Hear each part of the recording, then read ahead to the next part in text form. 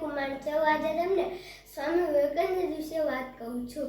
સ્વામી વિવેકાનંદનું મૂળ નામ નરેન્દ્રનાથ હતું. તેમનો જન્મ કોલકાતાના કાસ્ટ કુટુંબમાં 12 જાન્યુઆરી 1863ના રોજ થયો હતો.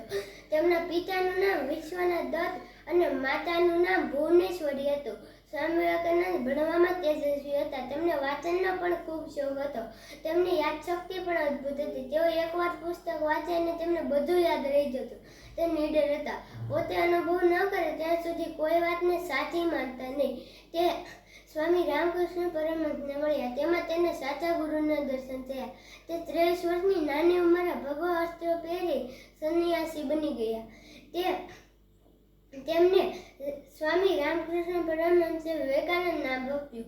સ્વામી વિવેકાનંદે યુવાનોને સૂત્ર આપ્યું, ઉઠો, જાગો અને ધ્યેય પ્રાપ્તિ સુધી મંડ્યા રહો. સ્વામી વિવેકાનંદ 39 વર્ષની નાની ઉંમરે અવસાન પામ્યા. તેઓ સાચા દેશભક્ત. જય હિન્દ. ભારત.